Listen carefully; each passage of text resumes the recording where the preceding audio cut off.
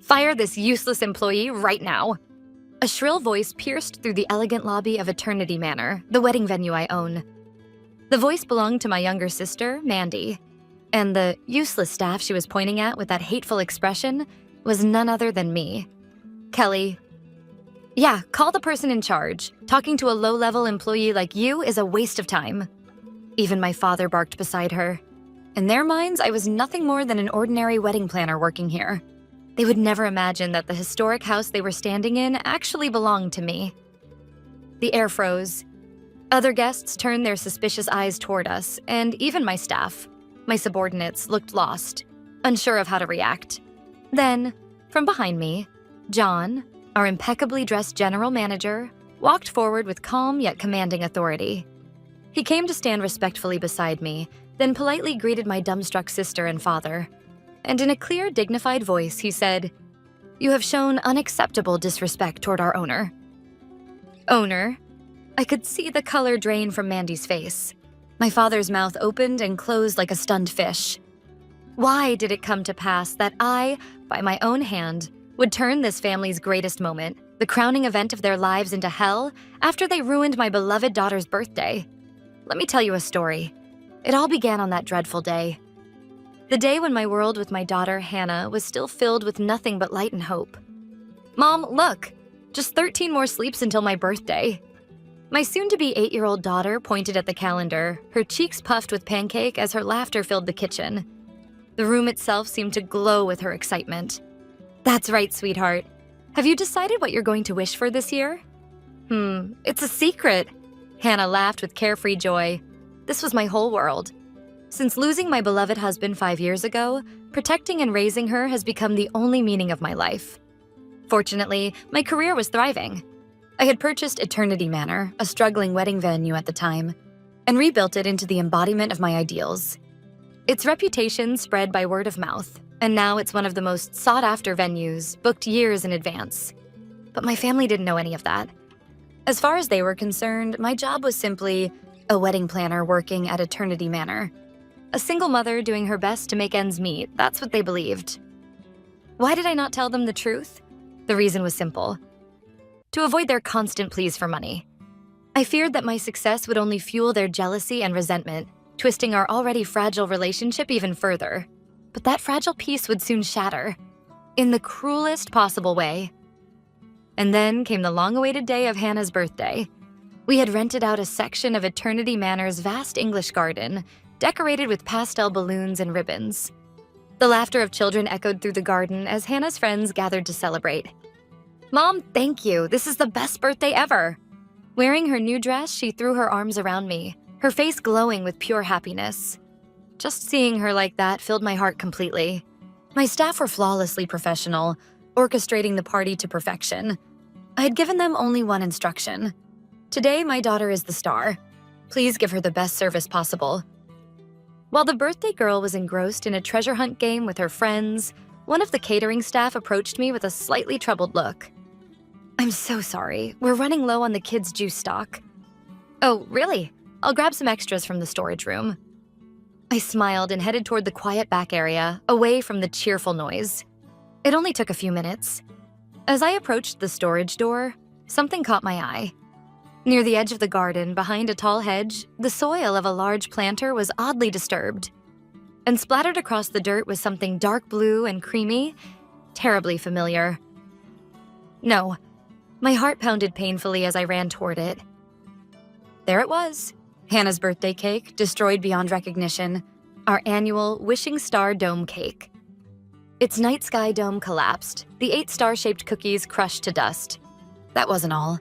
Beneath the ruined cake, a torn piece of wrapping paper peeked out, one I recognized immediately. It was the memory jar, the birthday present I had prepared. Its contents had been dumped out, and the handwritten notes, memories Hannah and I had written together over the past 8 years, were smeared with cake frosting and mud, reduced to filthy scraps of paper. The blood drained from my face. My mind went completely blank. I could barely stand. What happened? Who could do something so cruel? My legs trembled as I stumbled back toward the party. Hannah mustn't see this. I have to smile. Then I saw her. Mandy, sitting gracefully on the terrace, scrolling through her phone. Beside her sat my parents, the family I had invited out of obligation. And Mandy. The moment I saw that familiar cold smile curl on her lips, I felt the blood in my entire body surge backward. There was no doubt. It was her. I walked straight to their table. "Where is the cake and the present?" My voice came out low and icy. Even I barely recognized it. Mandy glanced up from her phone for only a second and shrugged, clearly annoyed. "How should I know?" "Don't lie to me." "You're being dramatic. Anyway, the staff here are useless. I've been waiting forever for my champagne refill." The instant she said that, I saw it. A tiny glint on the metal clasp of her handbag. Gold foil. From the wishing star dome cake. That was all the proof I needed. I planted both hands on the table and leaned forward. "I'll ask you one more time, Mandy. What did you do with Hannah's cake and her present?" Mandy finally set her phone down and looked up at me with that mocking smirk. Then, in a voice dripping with contempt, she said, "Oh, that? I thought it was trash, so I threw it away." My parents heard every word. However, my father muttered, "You're overreacting over a kid's cake." And my mother, even at this point, defended my sister, saying, "Well, Mandy didn't mean any harm." I stared at them, stunned. "She didn't mean any harm? Are you serious?" My voice shook, with anger, with grief. Hannah's cake was shoved into a filthy planter. The dome was crushed, the star cookies shattered, and underneath it was her memory jar, the present we made together. The notes we wrote over 8 years were soaked in frosting and dirt, destroyed forever. All of that? Our memories were in the trash you're all excusing. No one said a word. Mandy looked away. My mother lowered her head and my father just grimaced in irritation. I somehow managed to tell Hannah that her cake and gift would be replaced later, and closed the party with what little composure I had left. "There's really no saving you," I whispered as I stood up. Something inside me snapped. A week passed after that nightmare of a party. There was no contact from my family, not a single word of apology. One night, after tucking Hannah into bed, I sat alone in the living room when my phone rang. The caller ID, Mandy. For a brief moment, I thought maybe, finally, she was calling to apologize. "Hello?" "Hey, Kelly, I need a favor." Her voice was syrupy sweet, not a trace of remorse. "It's about my wedding. I want to upgrade the package to something more luxurious. Oh, and switch the catering to the top-tier French menu. The cost? Of course, you'll cover it for me, right, Kelly?" I couldn't believe what I was hearing. "Mandy, do you even realize what you're saying?" Something in my voice must have chilled her, because she hesitated slightly. "Geez, why are you so mad all of a sudden? Oh, wait, are you stressed from work? Don't worry, you can pay whenever. Anyway, we're family, right? It's only natural for you to help make the most important day of my life perfect." In her mind that day, Hannah's ruined birthday, the tears, the destroyed memories, never happened. My daughter's tears and the memories of ours that were trampled upon. Before her idea of the perfect wedding, they might as well not have existed. "I'm not helping you." I forced the words out through gritted teeth. "I will not be involved in your wedding. At all. Not in any way." "Are you serious? Why?" "If you can't understand why, then you never will." That was all I said before hanging up. For someone who had spent her entire life avoiding conflict, that was the first act of real defiance I'd ever shown. I thought this would finally bring some quiet.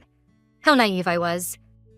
Less than an hour later, someone began pounding on my front door so hard it nearly came off its hinges. On the intercom screen appeared my father's furious face. The moment I opened the door, he shoved past me, storming into the house. "Kelly, Mandy just told me everything. What the hell are you thinking?" "What do you mean, what am I thinking?" "Don't play dumb. Are you trying to ruin your sister's big day? You've always had it easy. Mandy's not like you. She's clumsy, she struggles. It's only fair that the one who's got it easier takes on the tougher role." His twisted logic was so absurd, I let out a hollow laugh. "The tougher role? I think I've played that part plenty already. But tell me, Dad, knowing what Mandy did to Hannah, you can still talk to me like that?" He gave me a weary, exasperated look before spitting out his next words. "Oh, so this is still about that damn cake. If it was ruined by another one, you'd really sabotage Mandy's wedding over something so trivial?" Something so trivial. Those words cut deep. All of Hannah's memories are 8 years of love reduced to a thing. Nothing more. This is a battle for the dignity of my daughter. Enough, I murmured. What do you mean enough? He snapped. It's over. All of it. I met his eyes and said clearly, So you're satisfied then? Hurting your sister like this? You're no daughter of mine. With that final outburst, he stormed out, slamming the door behind him. The strength left my body, and I nearly collapsed where I stood. I somehow made my way to Hannah's room. She was sleeping peacefully in her little bed, her face soft and calm. I knelt beside her and gently stroked her hair. To protect this child's smile, her future, her happiness. That had been my only purpose since the day I lost my husband. And yet, what had I really been protecting? By clinging to this rotten family, I had allowed them to hurt her. I'm so sorry, Hannah. Tears rolled down my cheeks, but they weren't tears of despair. They were tears of rage and of resolve burning from deep within me. That night, I didn't sleep a single minute. At dawn, as the sun began to rise, I picked up my phone. There was no time for sentimentality. Mandy's wedding was no longer a family issue. It was now a matter of business, a matter of my company's integrity. Half measures wouldn't work with them anymore. As the owner of Eternity Manor, I would sever these toxic ties through the one thing they could never challenge: formal policy and professional authority. I called John, the general manager. Good morning, John. It's me. I'll be brief. Cancel everything related to my sister, Mandy Gale. Her entire wedding project is to be voided immediately. John didn't sound surprised. On the contrary, his voice carried calm relief. I understand. I've been waiting for this decision. What was done to Miss Hannah is absolutely unforgivable. You have my full loyalty, and that of every staff member here. On behalf of Eternity Manor, we'll handle this matter with complete integrity. His voice was filled with quiet anger and unwavering devotion. The bell of war had been struck. After hanging up, I delegated all on-site authority to him. From that moment, everything proceeded strictly according to company policy. John's response was calm, methodical, and flawless. He first informed the head of the wedding planning department. Effective immediately, Miss Mandy Gale's account will revert to standard rates. Next, he handed the accounting department a memo. If payment is not received by the deadline, issue a formal notice as per contract terms. Every staff member knew exactly what was happening. The incident at Hannah's birthday had angered them too. And sure enough, before long, a shrill, hysterical voice from Mandy came through Eternity Manor's main line. Hey, the planner just told me changing the package will cost an extra $20,000. What is this? Get Kelly on the phone. The planner, who answered, following John's instructions to the letter, responded with perfect scripted professionalism. I'm very sorry, ma'am. Kelly is currently tied up with other events. As for fees, they are as stated in the contract. Contract? We're family. Contracts don't apply. I'm terribly sorry, but regardless of family relationships, our venue is governed by the contract. The contract you signed is the rule. I could hear Mandy go silent on the other end. The call was cut off and my phone never rang again. But that quiet was only the eerie calm before the next storm. A few days later, in the afternoon, my phone began vibrating like mad in the middle of an important meeting at Eternity Manor, even though it was on silent. A bad feeling crawled up my spine. I stopped the meeting and, with shaking fingers, tapped the call. Kelly, oh my God, it's awful. Your family is at the school. The panic in Hannah's homeroom teacher's voice made my blood run cold. Without asking questions, I jumped in my car and drove to the school. What I saw in the lobby was hell. Mandy stood over Hannah, who had been made to sit on a chair in the lobby, and leaned in toward my little girl and shrieked, Listen, Hannah, because your mother is being selfish, my wedding will be ruined. Do you understand? You're making everyone unhappy. Hannah's face froze with fear. She could only shake her head silently. Tears brimmed in her eyes. What do you think you're doing? The low, crawling sound came from my own mouth. For a split second, all three of their faces looked taken aback when they recognized me. I walked straight to Hannah, swept her into my arms, and glared at the three of them like a demon. Never come near my daughter again. Maybe intimidated by my intensity, they fled the school. That night, Hannah woke screaming from nightmares. The cruelty of invading even her safe place, the school, burned something in me to ash. The next morning, I contacted my legal advisor, Ben, and formally requested the surveillance footage from the school lobby cameras. No more holding back. On the appointed afternoon, I watched from the owner's office window as a familiar car barreled into the parking lot. Out tumbled my furious father, tear-streaked Mandy, and my bewildered mother. So they'd finally come. I rose and called John on the internal line. "John, our guests have arrived. Follow the plan. Treat me as just another staff member. Do not reveal who I am under any circumstances." I understand. By the time I reached the lobby, it had already become a battlefield. Mandy was shouting at the young front desk staff. I said, "Bring me the person in charge." My father bellowed, "Who's the owner here? Your staff clearly aren't trained." Other guests watched with furrowed brows. When I calmly stepped in and asked, "Is there a problem, ma'am?" Mandy's ire snapped straight at me. "Kelly, perfect timing. What is this bill?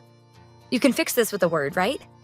Call whoever you need to, make this contract all go away." She still genuinely believed I was just an employee who could pull strings for them. Their foolishness had grown so profound that I felt nothing but pity. "I'm sorry, but this is not up to me." I answered mechanically by the manual, and Mandy's hysteria spiked. "Save the excuses. Are you even my sister?" "Business and family are separate. Everything will proceed according to the contract." My cold reply brought my father barging in. "Kelly, enough. You work at this fine venue. Use your influence and get us VIP treatment. That's your job." They treated me as a convenient connection, something to use to get special treatment. The staff watching struggled to hide their smiles. This family simply didn't notice. "Sir, with respect, the owner of this venue believes in treating all guests equally." I said it firmly, and Mandy trembled before finally erupting. "Fine. Talking to this useless staff is pointless. Call your supervisor. If they don't come, I'll tell the owner to fire you." Ah, those were the words I'd been waiting for. Inside, I smiled quietly. Perfect. Now all the players had taken their places. I gave a silent nod and glanced toward John, who had been waiting behind me. He immediately understood everything and stepped forward. The air in the lobby grew taut with tension. Mandy and our parents looked triumphant, thinking that the person in charge had finally appeared. They had no idea that their own words had just pulled the trigger that would ruin their lives. When John moved forward, Mandy and my father assumed he was the one with final authority, the man who would grant all their demands. They puffed up with self-importance and advanced on him. "Finally, someone who actually understands," Mandy shrieked. "If you're the one in charge, then you know what you have to do first." She jabbed her finger sharply in my direction. Then, in a voice that echoed through the entire lobby, she shouted, "Fire this useless employee right now." My father joined in, bellowing, "That's right. We've been asking to speak to your manager for ages. Fire that woman immediately and show us to the VIP room." Every gaze in the lobby turned toward me and John. Other guests, my staff, everyone holding their breath to see what would happen. John stared at the two of them without a flicker of emotion. Then he quietly stepped in front of me, as if to shield me from harm, and he spoke in a calm but steely voice. "I sincerely apologize. You have shown unacceptable disrespect toward our owner." "What?" The sound slipped out of Mandy's mouth, confused and hollow. My father frowned, clearly not understanding. "Owner? What do you mean, the owner?" John slowly straightened, then stepped aside, opening a path for me. Every eye swung back to me again, sharp and unrelenting. I took one measured step forward. Then, facing my stunned sister and parents, who still hadn't grasped what was happening, I spoke quietly, but with unmistakable clarity. "My sincerest apologies. Regarding this matter, the owner of this establishment, will handle it personally." Time stopped. Completely. "The owner?" It was Mandy, her voice barely above a whisper. My parents couldn't even form words. Their mouths hung open as they looked between me and John, disbelief frozen on their faces. All around us, strangers, couples, cafe customers, watched with a mixture of curiosity and contempt, their eyes cutting into my family like knives. "Wait, Kelly's the owner? This has to be some kind of joke." Mandy's trembling voice broke the silence. I didn't react at all. Instead, I turned to John and spoke in an even, professional tone. "John, it seems our guests are quite exhausted. Please escort them to the VIP room and bring them some cold water. Oh, and one more thing." I paused, then swept my gaze slowly across my family's faces. each one pale and shaking, my eyes cold as ice. Inform security as well, just in case these guests decide they don't want to leave. Understood, John replied and gestured toward the hallway. This way, please. But none of them moved. They stood frozen, like statues under a spell. Finally, my father managed to croak out, Kelly, what is this? Please explain. Explain? I tilted my head slightly. Oh, I will, thoroughly, as the owner of this place. Turning on my heel, I led them toward the VIP room. It was the perfect stage, prepared for the final act of a family that had long been playing pretend. When the heavy doors closed behind us, the noise of the outside world vanished completely. Only the four of us remained, me and the three sinners. I sank into the sofa and slid a single document across the table toward them. It was the wedding contract Mandy had signed. My father's face went pale as he leaned forward, stammering, Kelly, please, this has to be some mistake. Mandy is your only sister. Sister. The sister I knew threw away my daughter's treasured keepsake, called it trash, and crushed her heart. The person sitting in front of me now is not my sister. She's a troublesome client who violated the rules of Eternity Manor and owes a significant amount in unpaid fees. With that, I tossed a stack of overdue invoices onto the table. According to the regulations, if payment is not made by the due date, the reservation is automatically canceled. Of course, the deposit is fully forfeited as a cancellation fee. What? My mother screamed. If you do that, what will happen to Mandy's wedding? I wouldn't know. That's your problem, for trying to hold a lavish ceremony far beyond your means. My words made Mandy snap. That's cruel. Are you even human? You're destroying your own sister's happiness for money? Money? I raised an eyebrow. You still think that's why I'm angry? You haven't even apologized for what you did to Hannah. Mandy faltered, her mouth snapping shut. I lit up my phone's screen and placed it on the table. What began to play was that recording, the disgusting footage taken in the school lobby that day. You endangered my daughter's safety and tried to destroy my professional reputation, I said evenly. This isn't a family matter anymore. It's criminal, obstruction of business and intimidation. Isn't that right, Ben? At my words, Ben, my legal advisor who had been standing quietly in the corner, stepped forward. Yes, the evidence is more than sufficient. We can file a police report immediately and apply for a restraining order as well. Police? My father and mother's faces turned ashen with despair. Mandy could only tremble, speechless. What will it be? I asked, looking down at the three sinners, giving them their final choice. Accept the cancellation of the wedding and disappear from our lives forever. Or spend your wedding day at the police station. The word police felt like a final judgment. Mandy, who had screamed so loudly moments ago, fell silent. My father collapsed onto the sofa, completely drained. Only my mother wept, choking on her words. I'm sorry. I'm so sorry, Kelly. But who her apology was meant for, I no longer cared. Ben handed them a written agreement. They would never again make contact with Kelly or Hannah. The three of them, hands shaking, signed their names. Led by John, they left the VIP room like ghosts, silent and pale. I watched them go, expressionless. As they crossed the lobby, every single staff member turned their back to them and went on with their work. Without a word. It was their unspoken way of showing loyalty. To me and to Hannah. That night, Hannah and I celebrated quietly. From the most popular patisserie in town, I bought a cake even grander than the new Wishing Star Dome cake. And I finally gave her the gift I hadn't been able to that day. Mom, can I open it? Her eyes sparkled as I nodded. Carefully, she unwrapped it. And inside was a beautiful locket pendant. On one side was a photo of me when I was young. On the other, a picture of her late father, smiling gently. Daddy. Tears rolled down Hannah's cheeks. I pulled her into my arms and held her tight. That afternoon, the day the wedding was officially canceled, Mandy called me once. Sobbing uncontrollably, she kept repeating, "Please, help me." I spoke only one sentence. "Until you can truly apologize to my daughter, I never want to hear your voice again." Then I ended the call quietly. That was the last time I ever heard from her.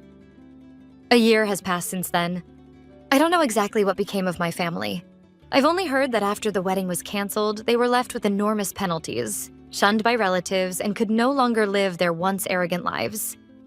Mandy's engagement in the end was called off. Her fiancé reportedly said she had brought shame to the family. I felt nothing but a quiet sense of inevitability, a consequence of her own choices. As for me and Hannah, our lives are peaceful beyond measure. We take weekend trips together, spend weekday nights doing homework side by side.